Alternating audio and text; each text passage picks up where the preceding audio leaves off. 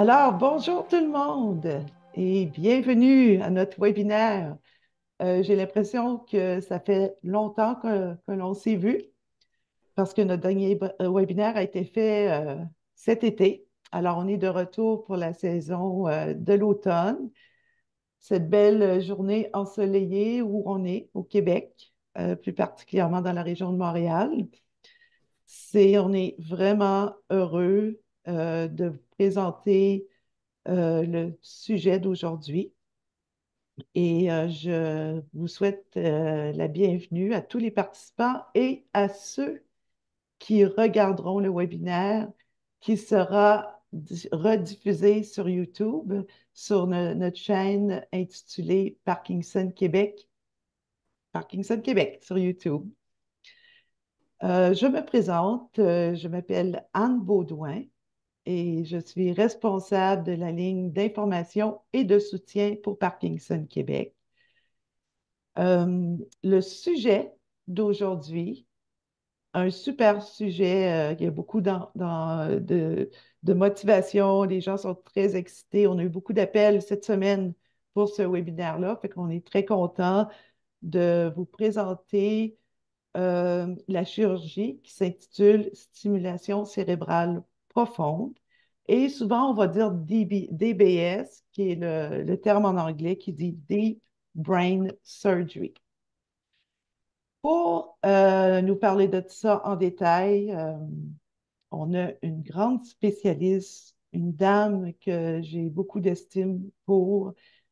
On est très content de vous la présenter. Elle s'appelle Docteur Marie-Pierre Fournier-Gosselin.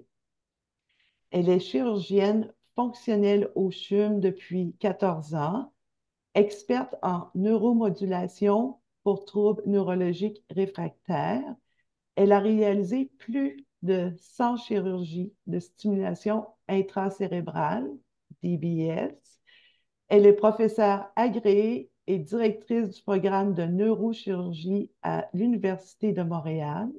Ses recherches se concentrent sur la stimulation intracérébrale pour les troubles du mouvement, en particulier la maladie de Parkinson.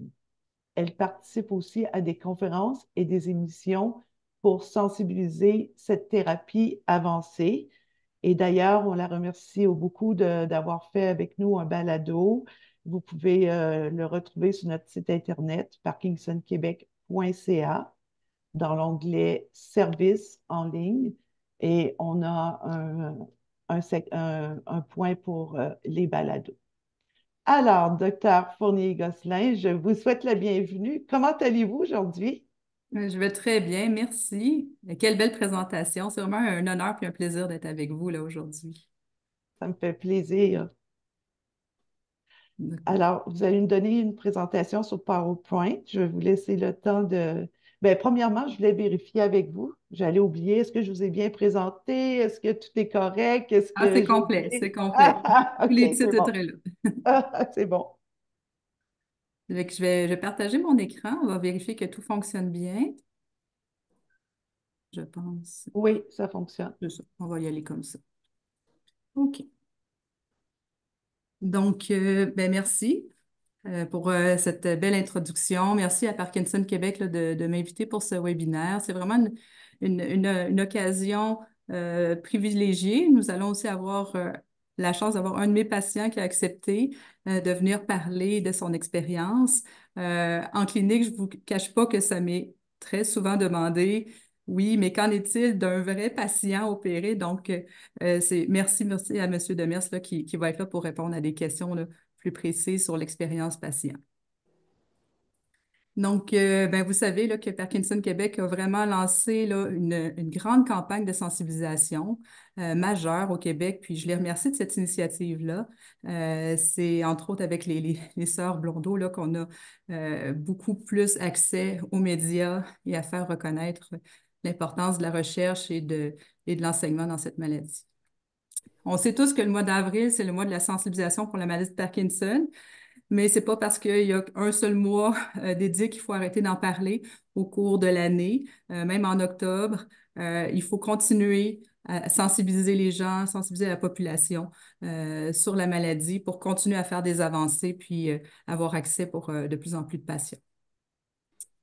Donc, je vous réfère à des liens de radio-reportage. Ici, c'était aux années-lumière, il y a déjà quelques années, où on avait été interrogé avec l'aide d'une de mes patientes, là, ici. Donc, parce que oui, la maladie de Parkinson atteint aussi les femmes, pas que les hommes. Et donc, c'est un reportage intéressant qui met en lumière la stimulation intracérébrale. Par la suite, j'ai un autre patient. Le lien, cette fois-ci, c'est sur Savoir Média. Euh, un patient qui a accepté de partager son expérience, qui est lui-même médecin. Donc oui, la maladie atteint tout le monde, les médecins, les ingénieurs, les professeurs, les artistes, hein, il n'y a pas de discrimination là-dedans. Alors, c'est très intéressant de voir un peu son expérience, son parcours. Ça avait été dans le CHUM Magazine. Et puis, comme on a parlé plus tôt, là, Mme Baudouin, merci, faisait référence là, à un lien balado où on parle une des sous-séries là, de la chirurgie. Et c'est dans le balado Au-delà des tremblements. Je l'ai trouvé, j'ai écouté le reste du balado avec beaucoup d'intérêt. Puis, je pense que si vous avez des proches ou de la famille avec qui vous voudriez partager du contenu, ben, c'est des bonnes références là, euh, à connaître puis à utiliser. Donc, le plan de présentation, en fait, on m'a essentiellement demandé de démystifier un peu c'est quoi la chirurgie d'installation d'un neurostimulateur intracérébral pour la maladie de Parkinson.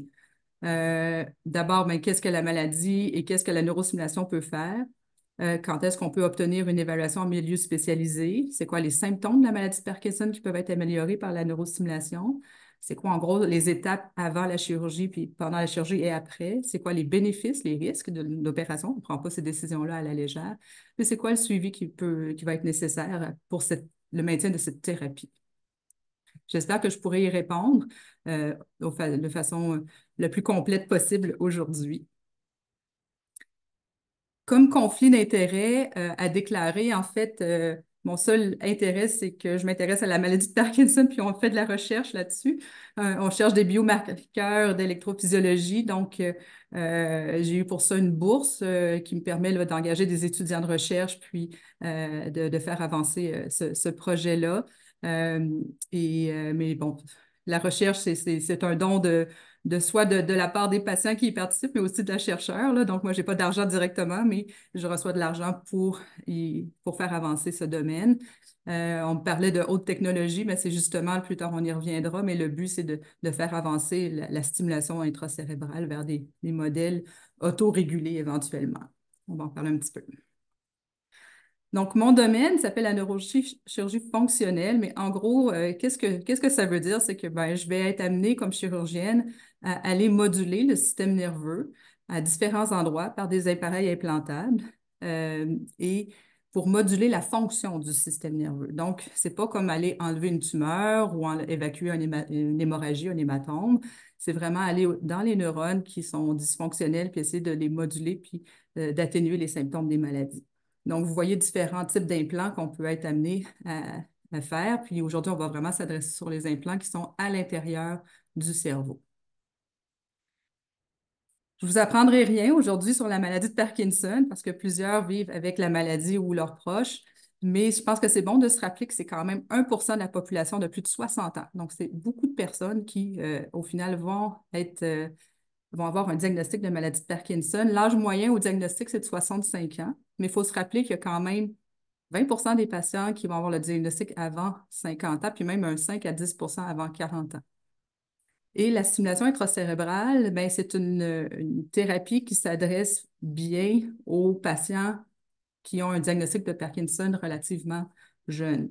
On opère les patients, on en reparlera, mais habituellement, c'est en bas de 70 ans pour avoir des bénéfices maximaux de cette thérapie-là. Au-delà de 70, les bénéfices sont un peu moins clairs. Donc, au Québec, Parkinson, c'est 25 000 personnes. 3 hommes pour 2 femmes qui vont en être atteintes, presque égal, un petit peu plus d'hommes que de femmes. On se rappellera là, que c'est une dégénérescence des neurones qui ont de la dopamine, hein, une neurone dopaminergique dans la substance noire. Donc, on voit ici une image d'un mésencéphale, donc une partie du cerveau où cette dopamine-là qui est normale avec la portion noire, hein, la dopamine est pigmentée. Puis, dans le Parkinson, mais les neurones meurent. Alors, cette portion-là noire disparaît quand on fait des coupes en pathologie. Et les symptômes moteurs vont commencer à apparaître lorsqu'il y a comme 80% des neurones qui ont disparu.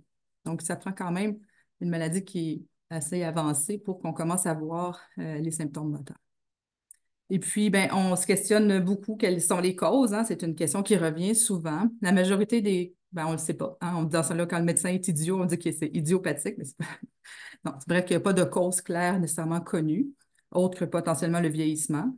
Mais de plus en plus, il y a des facteurs aussi environnementaux, pesticides, des traumas crâniens et génétiques qui sont mis de l'avant. Mais la majorité des patients, ça va être vraiment le vieillissement qui va être la raison principale qu'on va diagnostiquer là, un Parkinson. Puis là, je vous montre une ligne, là. On voit, on est, disons, 2024, là. Ben, il y a 20% de la population du Québec qui est âgée de 65 ans et plus au Québec. Et juste en 2030, là, on va être déjà 25% qui va être plus de 65 ans et plus. Donc, on peut prévoir qu'il va y avoir une augmentation des nombres de cas de diagnostic de Parkinson dans les prochaines années, d'où l'importance d'en parler aujourd'hui. Vous les connaissez, les caractéristiques cliniques. Donc, de quoi le patient ou la patiente va se plaindre? Mais c'est une akinésie, donc c'est cette fameuse lenteur de mouvement, rigidité, donc la raideur dans les mouvements. Le tremblement de repos qui est typique là, du tremblement de Parkinson.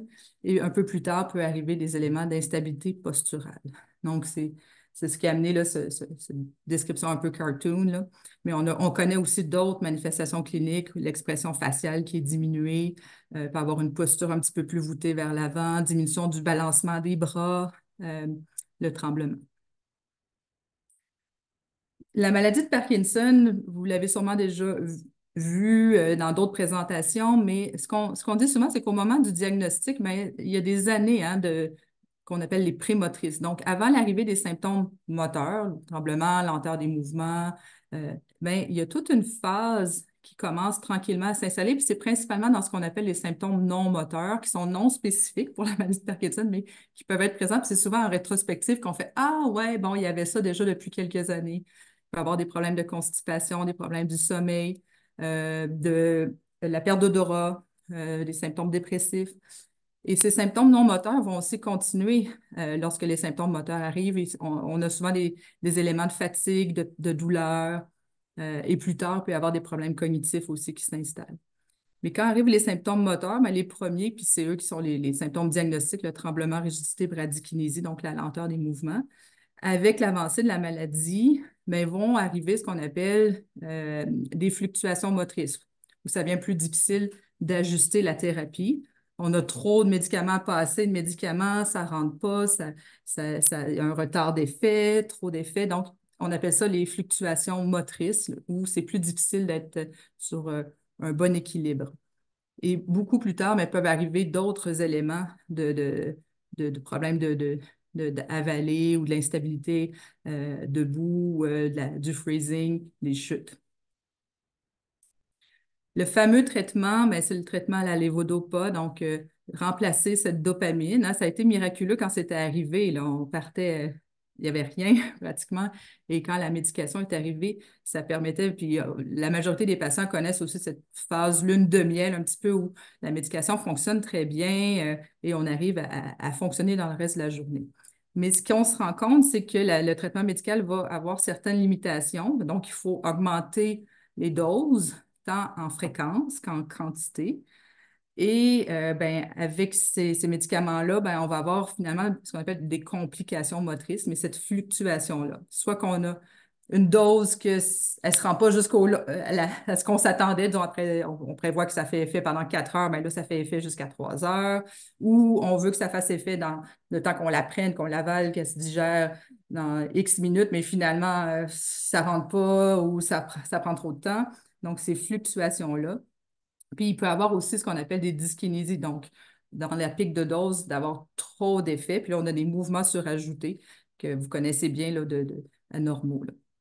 Puis, dans les périodes où ça ne fonctionne pas assez bien, bon, on est, comme on dit, en off, là, mais là, à ce moment-là, on peut avoir des postures dystoniques qui sont douloureuses, donc une espèce de contracture du pied, du bras. Donc, si on revient sur ce petit schéma-là, on voit les stades de la maladie. Pourquoi c'est important? C'est parce que c'est pour voir à quel moment la stimulation intracérébrale peut être envisagée, proposée. Donc, quand on est au début, la lune de miel, on prend la médication, on peut prendre une dose, une deuxième dose, puis on est toujours dans le vert, c'est-à-dire on est en temps on, hein? Donc, les gens arrivent à bien fonctionner. Quand on arrive avec une maladie de Parkinson plus modérée, ça devient quand même prédictible, c'est-à-dire que on sait que, bon, là, je vais prendre la médication, je vais avoir une bonne période. Oups, peut-être un petit peu de dyskinésie, mais pas trop, qui dérange pas trop. Oups, on redevient bien. Oups, un petit peu off, mais c'est quand même prévisible dans le temps. Donc, on a C de façon prévisible. Puis, lorsqu'on est en maladie qu'on dit avancée, ça devient imprédictible. C'est-à-dire que d'abord, la période du vert, là, où on est en on, est beaucoup plus étroite. Et lorsqu'on prend la médication, ben, elle peut bien fonctionner, mais hop, rapidement fonctionne trop. Donc, une période avec plus de dyskinésie, puis après ça, pouf, ça descend, puis là, on reprend une autre pilule, mais c'est là, ah, elle marche pas, il faut que j'en reprenne une autre pour finalement avoir l'effet, puis trop d'effets. Donc, vous comprenez que ça devient plus difficile à prédire la journée, puis de pouvoir prévoir des activités à l'extérieur, de dire, ben, je vais être capable de, oui, me rendre à l'épicerie, puis je ne serai pas pris dans ma voiture, à attendre que la pilule fasse effet. Donc, avec le bénéfice essentiel de la chirurgie, c'est de stabiliser le meilleur état moteur on. Donc, on voit la petite ligne rouge. Donc, de dire comment, avec l'électricité, on peut arriver à être plus stable. Il va y avoir un peu d'oscillation, mais moins grande puis plus prédictible. Donc, sans les dyskinésies, on veut éviter ces périodes-là, sans perdre de l'effet, puis sans être contraint à prendre la médication aux heures. Il y a des patients, aux 3 heures, aux 2 heures, aux heures. Là, des fois, on peut un peu plus espacer et en prendre moins. On reviendra sur la quantité de médicaments, mais l'idée, c'est de ne pas enlever toute la médication parce qu'il faut en garder pour d'autres zones du cerveau qui ont besoin de dopamine, hein, pas juste pour bouger qu'on a besoin de dopamine, mais aussi pour avoir de la drive, le goût de faire des choses, avoir une humeur soutenue. Mais donc, avec la stimulation, évidemment, on va pouvoir diminuer la quantité de pilules, on va pouvoir les espacer, être moins dépendant de la dose suivante. De façon un petit peu caricaturale, on dit que la stimulation électrique, c'est comme du lévodopa électronique, comme si on donnait une dose électronique de base qui stabilise, puis on a quand même besoin de rajouter pour peaufiner le tout. Quelles sont les alternatives au traitement? Parce que il y a des patients qui vont nous être soit référés ou pas, chez qui, bon, pour différentes raisons, on va dire que c'est préférable de ne pas faire la stimulation intracérébrale. Donc, je vous montrais donc les alternatives là, des infusions de traitement possibles, soit sous la peau ou dans l'estomac. D'autres alternatives de traitement sont aussi beaucoup, beaucoup discutées de plus en plus. Vous avez peut-être entendu parler de thérapie par ultrason. En tout cas, il y avait eu des reportages euh, découverte, là, entre autres, la radiochirurgie. Pour l'instant, c'est des thérapies qu'on utilise plus pour contrôler les tremblements euh, par ce qu'on appelle une thalamotomie, donc aller dans le thalamus pour créer un petit trou.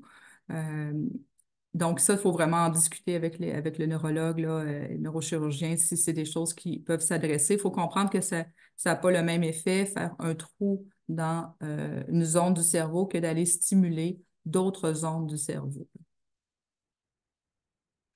Donc, ce qui est important de comprendre, c'est que la chirurgie DBS a été montrée supérieure au meilleur traitement médical pour le contrôle des fluctuations. Donc, il y a beaucoup de littérature là-dessus dans les journaux scientifiques. C'est maintenant une thérapie qui est, somme toute, là, assez établie. Et aussi en termes de coût-efficacité pour ce qu'on appelle la qualité de vie, là, les années de qualité de vie ajustées. Donc, si on calcule tout, là, ce que ça coûte en termes de matériel, de soins, de médication, de déplacement, et si on compare avec la qualité de vie que les gens peuvent aller chercher, donc c'est des calculs qui se font et ça a été montré là, donc acceptable. Donc, c'est pour ça que c'est actuellement remboursé, c'est défrayé par la Régie de l'assurance maladie là, du Québec. Ça demande évidemment une équipe interdisciplinaire là, dédiée. Hein? Je ne suis pas toute seule pour l'évaluation et le suivi, le traitement des patients avec Parkinson. Ça prend un neurologue dédié, ça prend bien évidemment l'équipe de neurochirurgie. Les patients ont une évaluation avant l'opération avec un psychiatre, avec un neuropsychologue, avec physiothérapeute, Parfois, on a besoin d'avoir l'orthophonie, le travail social aussi qui peuvent être impliqués. Qui va avoir une possibilité d'avoir cette opération-là? Bien, ça prend au moins une évolution de maladie de Parkinson d'au moins 5 ans pour s'assurer qu'on a bien affaire à une maladie de Parkinson et non pas une maladie comme la MSA, atrophie multisystème ou PSP, qui sont des variantes là, qui, elles, ne répondent pas à la stimulation. Ça prend quelqu'un qui a une maladie qui va bien répondre à la levodopa.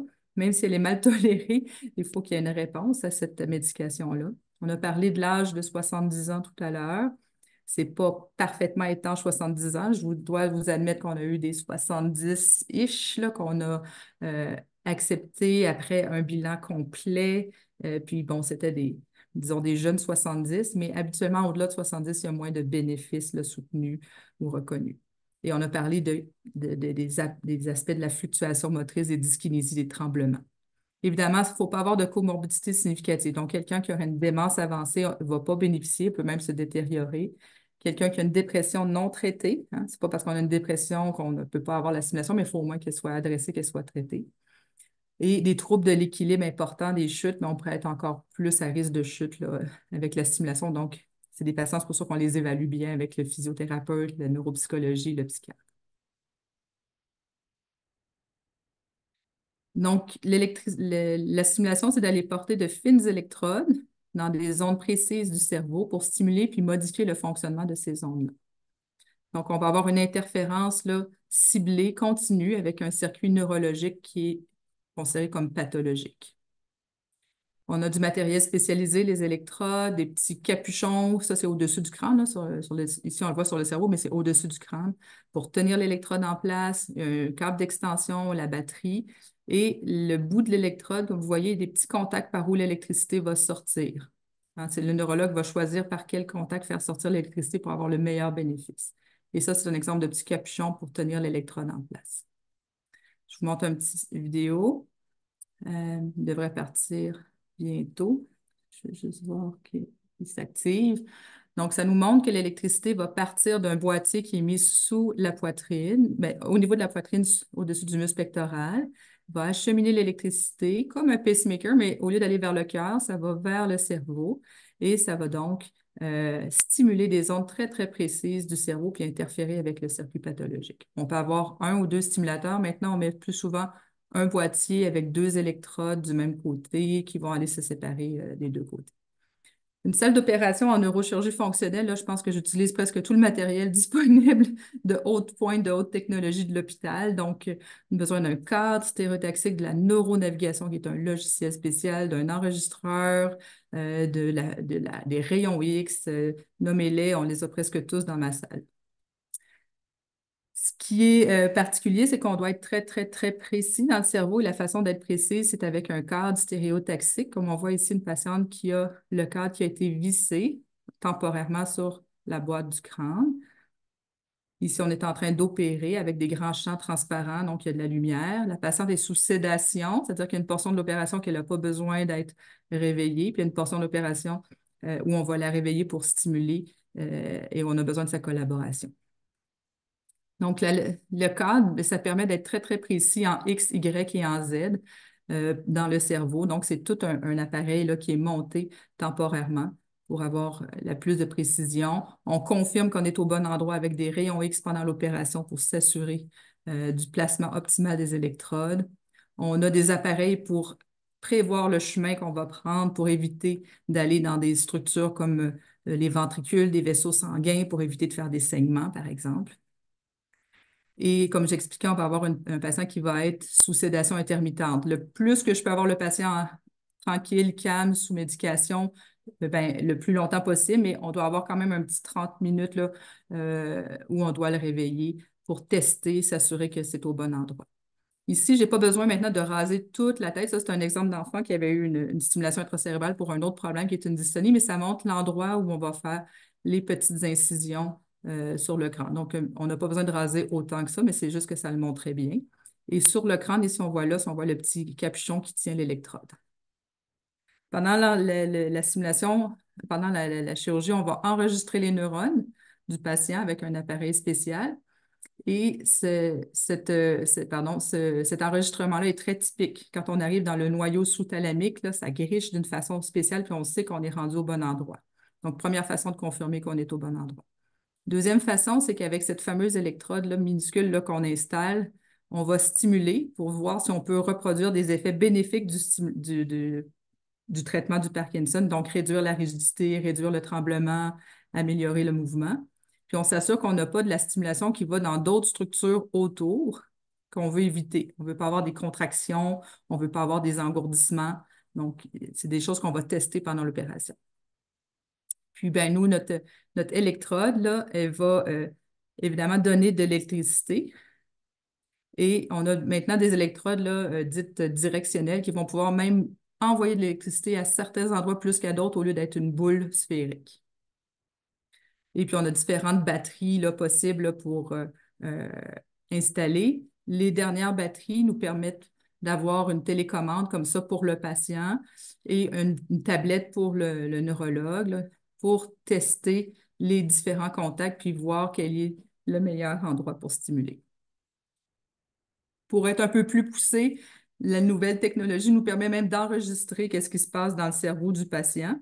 Et la prochaine étape dans le futur, ce serait d'y répondre. C'est-à-dire que présentement, la stimulation délivre en continu, mais dans le futur, on aimerait qu'elle détecte qu'est-ce qui se passe dans le cerveau du patient et qu'est-ce qu'il a besoin à ce moment-là pour s'ajuster. Donc, c'est ça les travaux de recherche qui sont en cours actuellement. C'est la thérapie qu'on dit adaptive, là, donc qui s'adapterait au patient dans sa journée. Je vous pars un petit vidéo qui vous montre une chirurgie. Ben, c'est pas toute la chirurgie parce que la chirurgie prend toute la journée, là, donc, habituellement, on rentre en salle d'opération vers 7h30 puis on en sort à 5h. Mais là, je vous ai coupé ça pour voir un peu qu'est-ce qui se passe. Puis il n'y a rien de dégueulasse, il n'y a pas de sang, là. Il y a juste un moment donné où on entend la drill, OK? Mais pour vous montrer un peu un patient qui va avoir ce type de chirurgie-là, la portion des électrodes.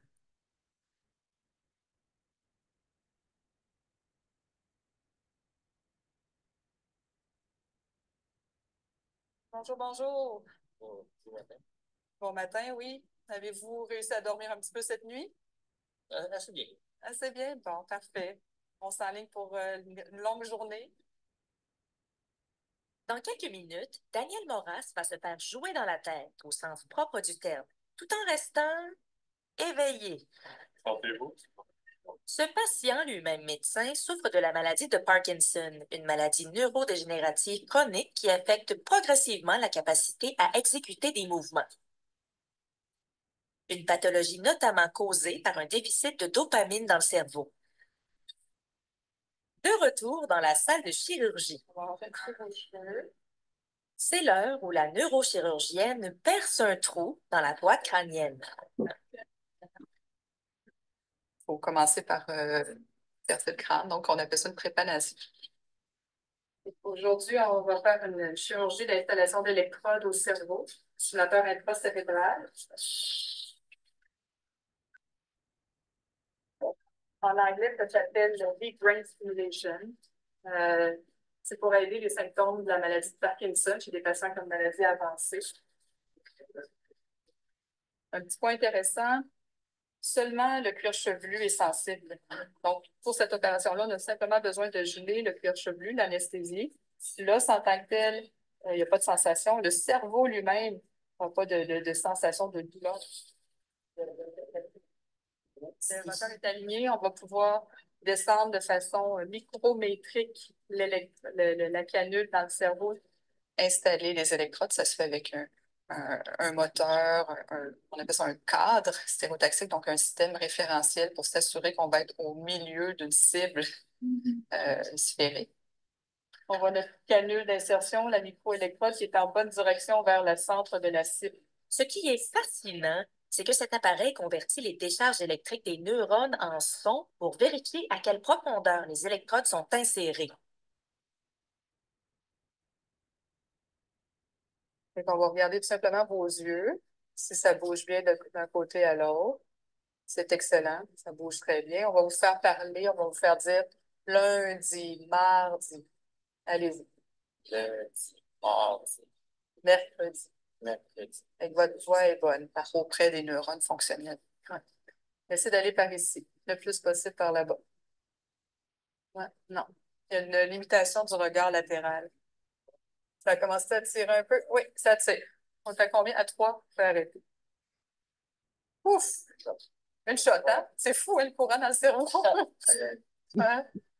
C'est particulier, hein? L'expérience d'une vie. Ouais. Donc, on a terminé d'installer la première électrode. On voit qu'elle sort ici du trou de traitement, le petit trou dans l'os, qui est recouvert d'un capuchon de plastique pour qu'elle soit bien fixée et qu'elle ne bouge plus. Donc, on voit ici l'installation finie.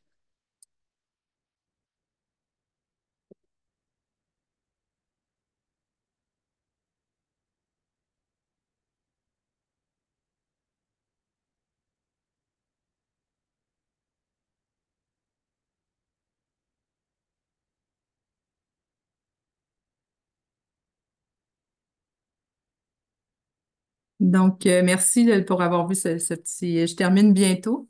On ne peut pas parler de chirurgie sans parler quand même de complications. Ce n'est pas une décision qui se prend à la légère. Il peut y avoir de l'infection, une infection de stimulateur, mais c'est une voie directe vers le système nerveux, vers le cerveau. Donc, ça peut avoir besoin d'antibiotiques, puis on peut avoir besoin de retirer le matériel. Donc, c'est vraiment pas une complication qui est agréable pour le patient ni ni pour personne. Par contre, une fois guéri, c'est possible, si le patient désire toujours, de se faire réimplanter. C'est des choses rares, les complications d'infection, mais nous, on prend une attention très particulière pour la guérison des plaies avec notre infirmière de neuromodulation, là, de s'assurer là, qu'on ait toutes les chances de bien guérir. Pour avoir aussi un saignement, c'est rare, 1% de séance de saignement par électrode qu'on implante. Un saignement peut passer inaperçu puis qu'on le voit juste sur le scan de contrôle le lendemain, mais ça pourrait être aussi, euh, ça peut causer un AVC, là, donc on pourrait perdre la parole, la force. Donc, c'est toujours à prendre en considération. Il peut y avoir des effets aussi reliés à la stimulation. Donc, on a expliqué qu'on essaie d'aller vraiment stimuler les ondes qui vont aider pour la stimulation motrice, pour le côté moteur. Mais il y a des petits neurones autour aussi qui peuvent recevoir de la stimulation dite un peu comme indésirable, ce qu'on essaie d'ajuster avec les séances par la suite avec le neurologue. Mais il peut y avoir des effets, par exemple, sur la voix ou sur l'équilibre. D'autres effets qu'on voit, mais les patients vont gagner du poids parce que souvent, quand on a des dyskinésies, ça bouge tout le temps. Donc, c'est comme être en exercice continuel. Donc, il y a une stabilisation du poids qui se fait dans les mois qui suivent. Certains patients peuvent avoir un peu plus d'hypophonie ou de problèmes sur la voix. Donc, c'est des choses qu'on essaie d'ajuster avec la stimulation. Changement de comportement, c'est plus rare. C'était dans le temps où ils arrêtaient complètement la médication. On s'est rendu compte qu'il ne faut pas faire ça. Il faut quand même garder de la stimulation, de la médication, parce qu'on en a besoin, comme on disait, pour les symptômes là, de dépression là, ou de ce côté-là. Donc, déclin cognitif, mais ça va aussi avec le suite de la maladie. Euh, le déclin cognitif, c'est des choses qu'on ne veut pas précipiter. Donc, c'est pour ça qu'il y a eu un certain âge limite là, pour la stimulation. Suicide, c'était dans les cas de patients qui avaient complètement arrêté la médication. Donc, on ne fait pas ça, d'arrêter toutes les pilules.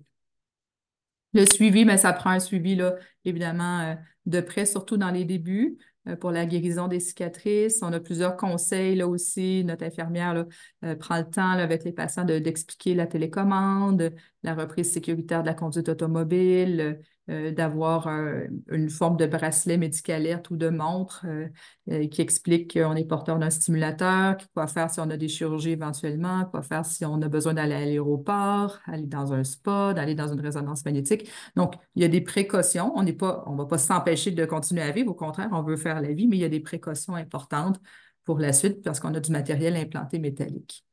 On fait aussi un suivi au niveau cognitif, l'humeur, le comportement, la voix. Puis, il faut prévoir éventuellement que la pile va avoir besoin d'être changée. Ça peut être dans 4-5 ans, dépendamment des stimulateurs. Il existe des piles non rechargeables, des piles rechargeables. Donc, c'est toute une discussion à avoir avec les neurologues, les chirurgiens.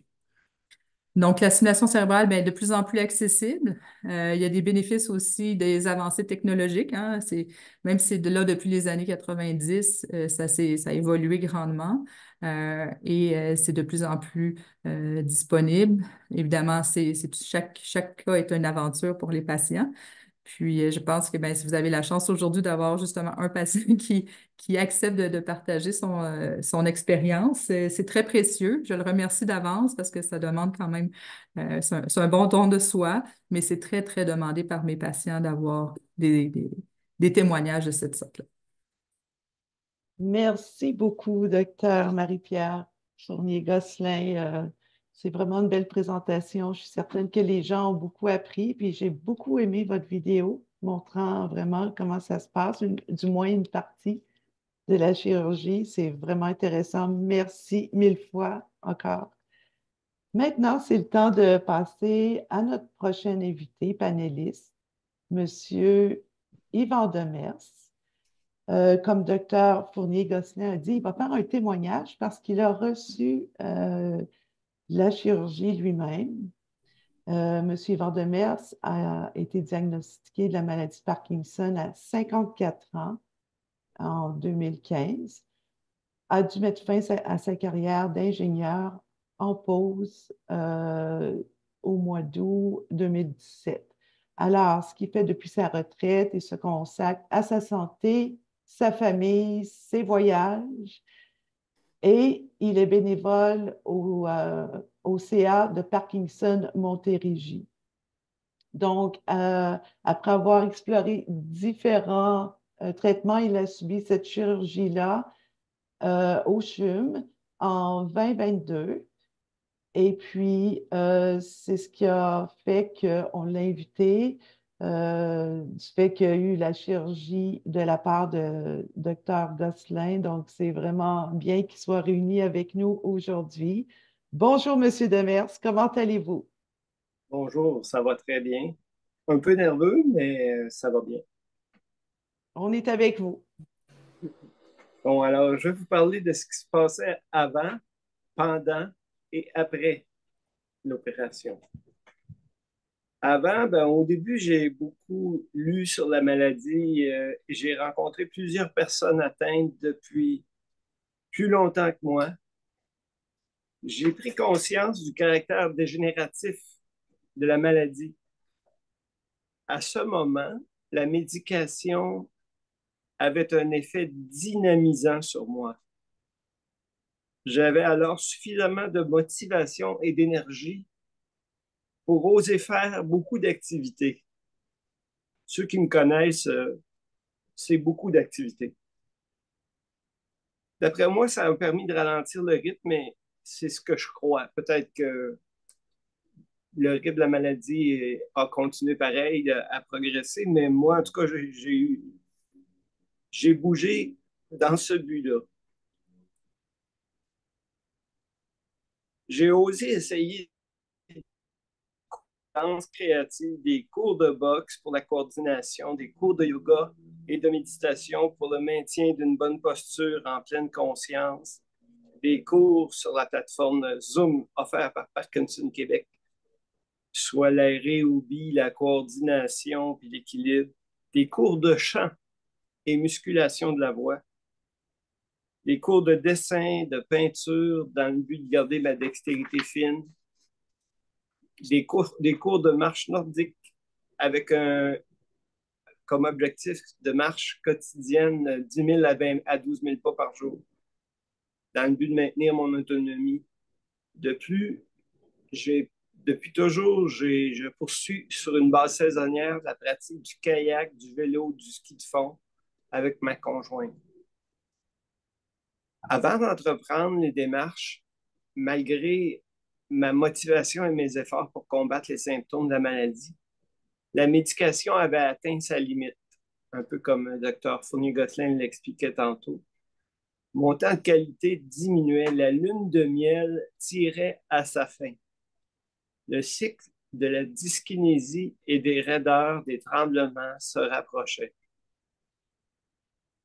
À ce moment-là, ma neurologue, qui m'évaluait comme un bon candidat, me présenta mon dossier au CHUM pour la chirurgie de stimulation cérébrale profonde, ou le DBS en anglais. Au début, j'ai voulu repousser cette intervention à la limite du possible en poursuivant mes efforts de combattant dans l'espoir que l'on trouve un moyen de guérir la maladie ou que la technologie DBS soit plus évoluée. J'avais lu que de nouvelles électrodes étaient offertes ailleurs dans le monde. Il m'a fallu 2 visites exploratoires avec ma liste de questions inspirée du site de Michael J. Fox pour accepter de participer au protocole de qualification. J'avais un peu peur de l'opération, disons. Le protocole et l'interaction avec l'équipe multidisciplinaire se sont échelonnés sur 5 à 6 mois avant l'opération. Le jour de mon opération, j'ai eu un cadeau.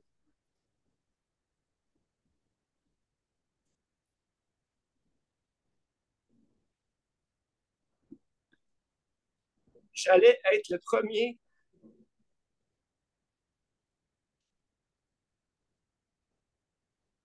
à recevoir des électrodes directionnelles avec capteur de rétroaction au CHUM.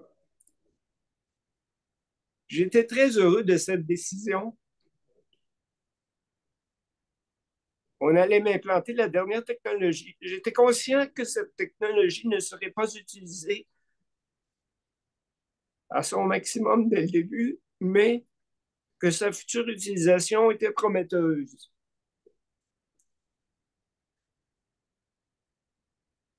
Alors, en octobre 2022, j'ai eu l'opération qui a duré 8 heures et celle-ci fut un succès. Pendant l'opération, j'étais semi-conscient ou un peu engourdi. On m'a questionné pendant l'insertion des électrodes. Je crois que l'on vérifiait ma capacité à faire des calculs. D'ailleurs, la docteure Gosselin sera meilleure que moi pour vous témoigner de mes exploits à ce sujet. À mon réveil, je terminais mon premier tour d'hélicoptère à vie pour atterrir tout en douceur. Je devais rêver sûrement. Déjà le lendemain, j'effectuais quelques petits pas de danse. C'était l'effet placebo, car ce n'est qu'un mois plus tard que le stimulateur sera activé. Alors débuta une période d'ajustement entre la médication et la stimulation pour une suite de rencontres échelonnées sur 6 à 8 mois. Échelonnées sur 6 à 8 semaines.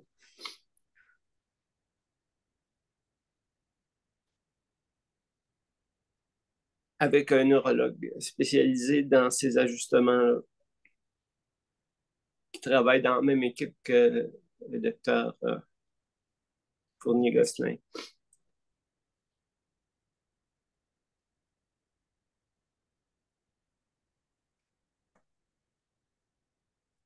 Cette transition a atteint sa stabilité après 8 mois. Il faut savoir que j'ai dû m'abstenir de conduire pendant 3 mois. Heureusement que ma conjointe a pu préserver notre autonomie dans nos déplacements. Temporairement, j'ai dû faire une pause sur certaines activités telles que la boxe.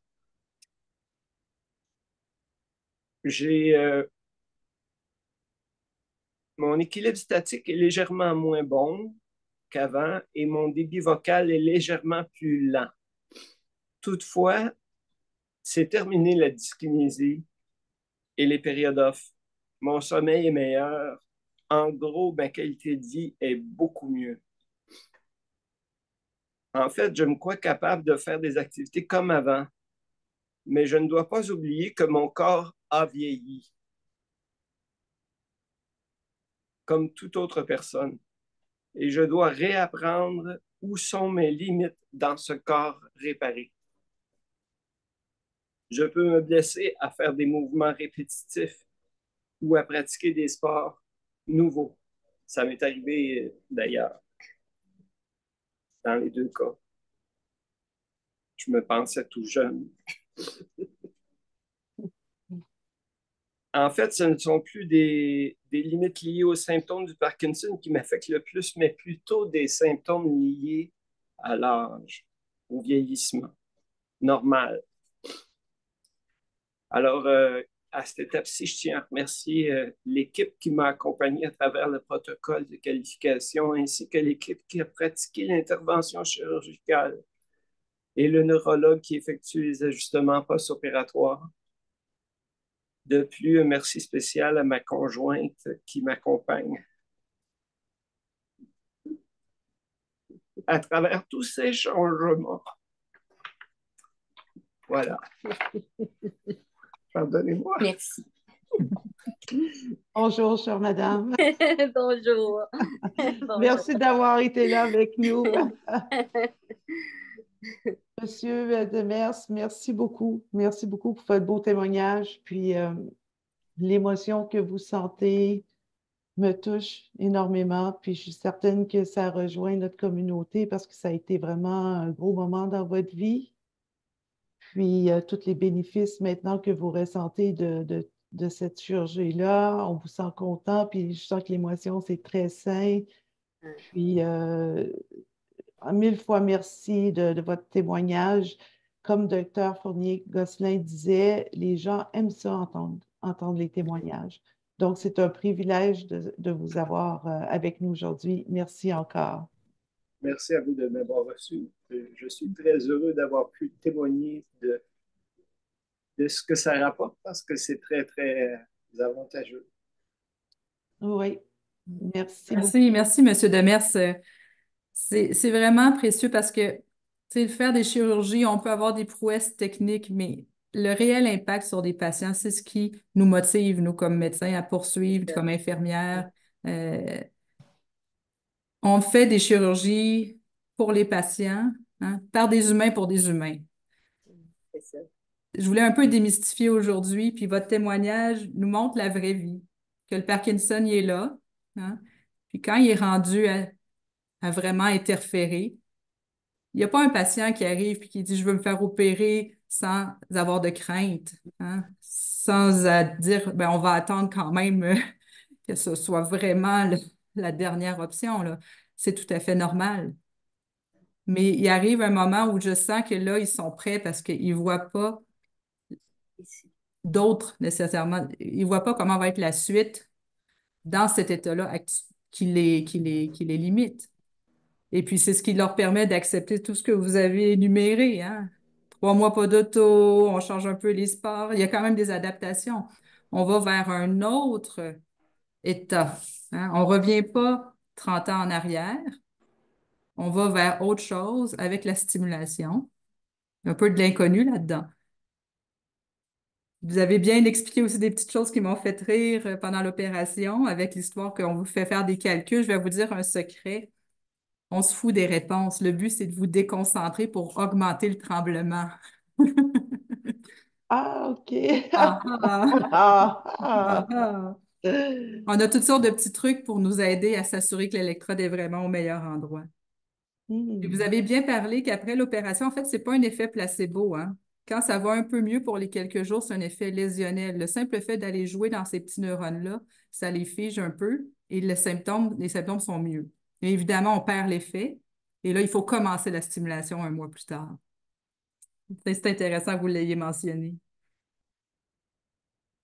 Puisque vous me rapportez de dire que le sommeil est meilleur, que les dyskinésies peuvent être beaucoup mieux contrôlées, c'est ce qui est souvent rapporté par les gens.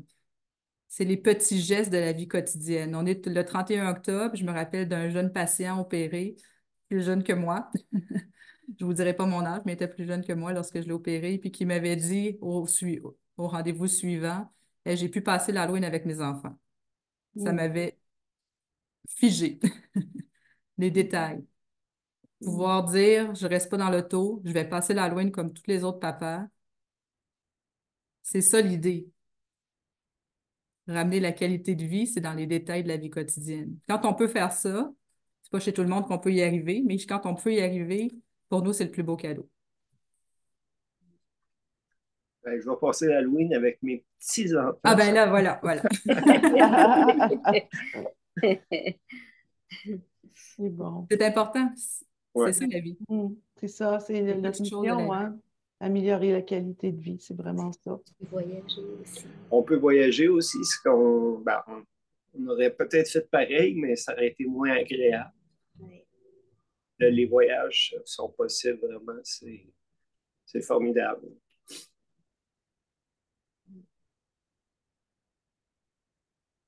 Alors, ben, je suis bouche bée, c'est tellement beau ce qui se communique présentement. Merci beaucoup, Dr. Fournier-Gosselin, pour ce que vous venez de dire. Votre côté humain est sûrement apprécié de vos patients. On va terminer avec 2 ou 3 questions. Je voulais vous dire qu'on a 2 invités en haut, là. Je ne sais pas s'ils sont en haut dans votre caméra, mais dans la mienne, oui. On a Sarah Shakir qui travaille, merci, bonjour Sarah, qui travaille très fort avec Dr. Fournier-Gosselin, est infirmière de soutien. Oui, bonjour. Bonjour. Et vous êtes à côté, vous êtes avec une stagiaire qui s'appelle Rebecca. Exactement ça. Allô. Merci beaucoup Bonjour. pour cette opportunité, puis merci beaucoup de m'avoir permis d'être présente à cette belle présentation. Là, ça fait vraiment du bien de voir tout ça. Puis effectivement, là, comme Dr. Fournier-Gosselin a mentionné, là, effectivement, tous les patients, là, quand on a le contact avec eux, c'est toujours agréable là, de voir un autre patient là, qui a passé à travers tout le processus et où est-ce que ça lui a permis d'aller. Là. Puis n'oubliez pas, votre infirmière de suivi, elle est présente pour vous accompagner tout au long du processus, autant en pré-opératoire, après la chirurgie, puis même après le suivi là, pour toutes les autres années, le temps que vous faites partie de notre cohorte, puis que vous êtes toujours porteur de stimulateurs. Puis n'hésitez pas à nous contacter. Là. On est là pour répondre à toutes vos questions en lien avec la vie quotidienne. Il n'y a aucune question qui est nounoun ou peu importe là, comment vous pouvez la dire. Il n'y a pas de questions non intéressantes. Toutes vos questions, on peut leur répondre. Merci, merci beaucoup. Vous êtes tellement bienveillante. Ça fait du bien entendre, puis ça va sûrement donner le goût aux gens de probablement faire une demande s'ils sont éligibles pour avoir la chirurgie. Le temps passe tellement vite, il reste juste quelques minutes, mais je vais quand même poser les 3 questions qu'on a à l'écran. Ben, la première, c'est un gros félicitations à vous et merci pour votre témoignage, car moi, je serai opérée dans 3 semaines. Ben, bon succès avec votre opération. La prochaine question, j'ai envie de la poser à Dr. Fournier-Gosselin. L'opération règle-t-elle des tremblements liés à la dystonie? Donc, il faut voir la chirurgie quand on vise le noyau sous-thalamique.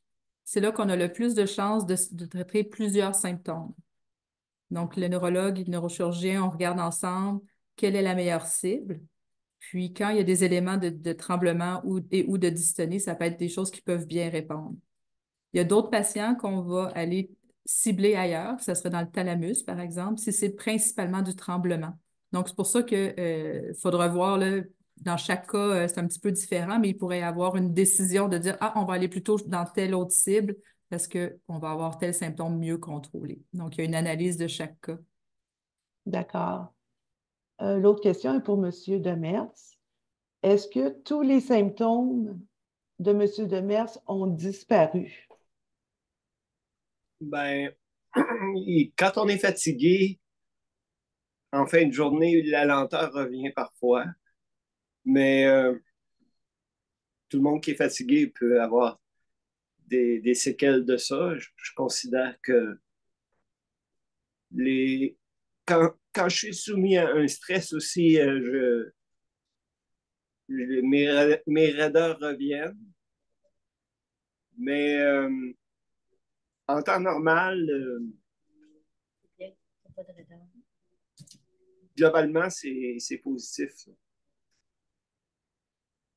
La médication à moi, c'est 30% de ce que j'avais au début. Qu'est-ce que vous entendez? Ben, je recevais 30%? la médication, elle a été réduite de 70%. OK, c'est bon. Il me reste 30% de ce que j'avais au début. Faut pas que je me trompe avec mes maths avec vous, là. L'erreur est permise. Alors, notre dernière question, c'est une personne qui vient des îles de la Madeleine. Elle pratique du sport aquatique. Est-ce que ça va être une question pour vous, Sarah? Euh, si vous voulez la transférer à Dr. Fournier-Gosselin, c'est correct, mais la question, c'est, bon, c'est ça, elle pratique beaucoup de sport aquatique. Est-ce que la chirurgie est compatible avec la natation, la plongée, la baignade, etc.? Ben, je vais commencer avec, en fait, la natation. En fait, juste la piscine, c'est sûr que le premier mois, post-opératoire, on va éviter là, d'aller à la piscine juste pour s'assurer d'une bonne guérison de plaie, minimiser les risques d'infection au niveau de la plaie. Mais après ça pourrait être éventuellement repris selon l'évaluation qu'on va faire conjointement avec Dr. Fournier-Gosselin là, pour ce qui est de retourner dans l'eau là, pour la nage et tout ça. Autrement, pour la plongée sous-marine, ça, c'est une bonne question. Je ne sais pas l'effet de la pression atmosphérique sous l'eau sur le stimulateur. Fait que je vais laisser Dr. Fournier voir si elle a déjà eu des informations comme ça.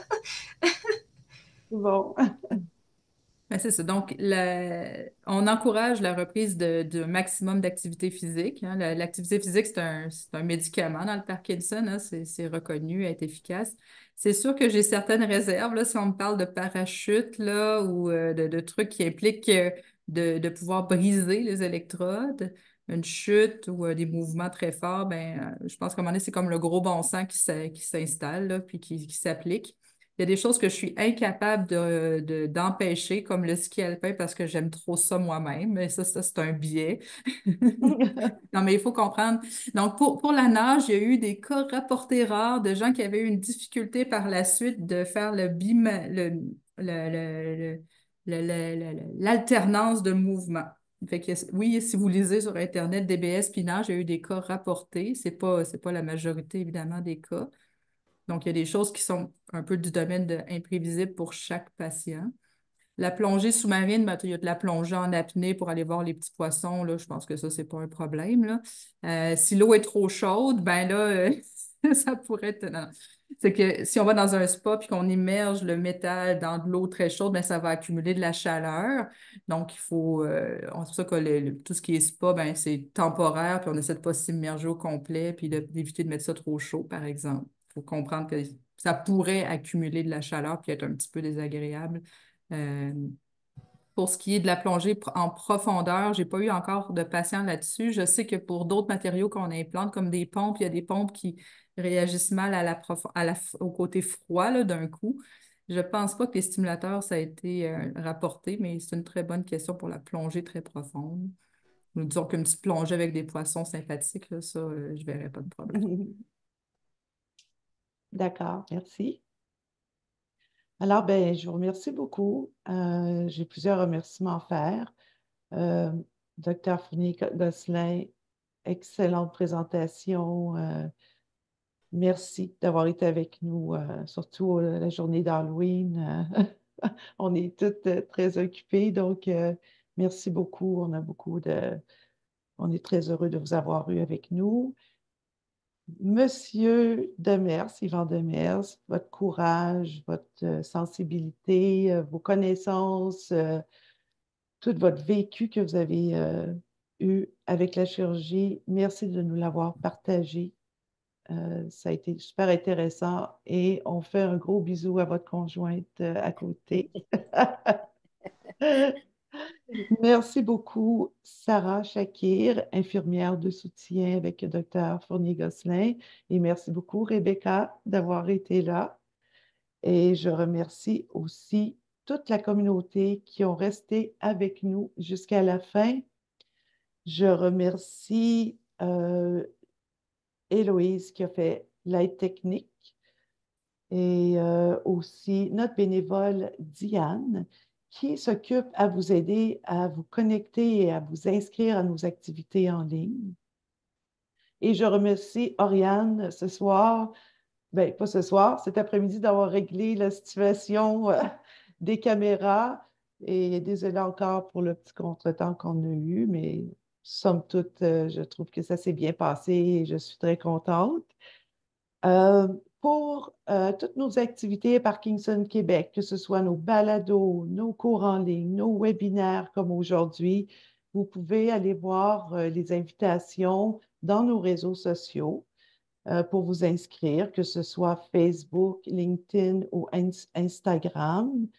On est conscient que ce n'est pas tout le monde qui sont impliqués dans les réseaux sociaux, donc je vous invite à aller sur parkinsonquebec.ca et vous pouvez vous inscrire à notre infolettre. De cette façon-là, vous allez recevoir à chaque mois tous les nouveautés au niveau des médicaments, les activités, ce qui se passe dans la communauté et aussi le lien pour vous inscrire à nos webinaires. Notre prochain webinaire est presque dans un mois. Ce sera le 28 novembre à 19 h et on va parler considérant que les gens qui ont la maladie de Parkinson peuvent avoir une certaine sensibilité ou un certain défi à gérer le stress. On va donner des trucs sur comment préparer un temps des fêtes en harmonie. Alors, on va avoir une intervenante de Parkinson, capitale nationale Chaudière-Appalaches, qui va venir nous faire une présentation là-dessus, vous donner des trucs sur avoir un bon temps des fêtes pour le vivre avec le moins de stress possible et avec le plus de plaisir avec les gens que vous aimez alentour de vous. Alors, sur cela, je vous souhaite de passer une belle fin de journée. Merci beaucoup à tout le monde et prenez bien soin de vous. À la prochaine. Au revoir.